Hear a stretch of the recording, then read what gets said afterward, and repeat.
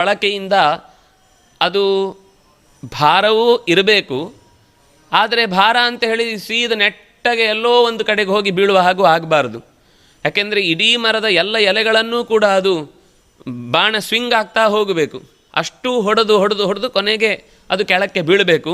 ಅದಕ್ಕೆ ಬೇಕಾಗುವ ಹಾಗೆ ಈ ಚೆಂಡಿನ ಆಟದಲ್ಲಿ ಆಡುವಾಗ ಅವನು ಈ ದಿಕ್ಕಿಗೆ ಹೊಡಿತಾನೆ.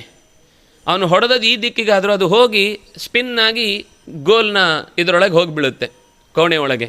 ಅಂದರೆ ಇದು ಅಲ್ಲಿ ಒಂದು ಹೊಡೆಯುವ ಮರ್ಮಸ್ಥಾನವನ್ನು ಅವನು ಚೆನ್ನಾಗಿ ಅರಿತು ಅದನ್ನು ತಿರುಗಿಸಿ ಹೊಡೆದದಿಂದ ಅದು ತಿರುಗುತ್ತಾ ತಿರುಗುತ್ತಾ ತಿರುಗುತ್ತಾ ಗಾಳಿಯ ವೇಗವನ್ನು ಅನುಸರಿಸಿಕೊಂಡು ಚೆಂಡು ಮೂಲೆಗೆ ಸೇರುತ್ತೆ. ಅಂದರೆ ಇದು ಬಾಣದಲ್ಲಿ ಇನ್ನೂ ಹೆಚ್ಚು ಇದರ ವೆರೈಟಿಗಳನ್ನು ನಾವು ಧನುರ್ವೇದದ ಶಾಖೆಗಳಲ್ಲಿ ಗಮನಿಸಿದಾಗ ಕಾಣುವಂಥದ್ದು. ರಾಮಚಂದ್ರ ಹಾಗೆ ಬಾಣವನ್ನು ಪ್ರಯೋಗಿಸಿ ಇಡೀ ಮರದ ಎಲ್ಲ ಎಲೆಗಳನ್ನು ಕಿತ್ತು ಕೊನೆಗೆ ಹೋಗಿ ಅದು ಭೂಮಿಂ ವಿವೇಶ, ಭೂಮಿಯೊಳಗೆ ಹೋಗಿ ಸೇರ್ಕೊಂಡ್ಬಿಡ್ತು. ಎಲ್ಲಿ ಅಂದರೆ ಹೋದದ್ದು ಕಾಣಿಸಿತು, ಭೂಮಿಯೊಳಗೆ ಹೋದ ಮೇಲೆ ಮತ್ತೆ ಅದು ಹೊರಕ್ಕೆ ಕಾಣಿಸ್ಲಿಲ್ಲ. ತಾನ್ ದೃಷ್ಟ್ವಾ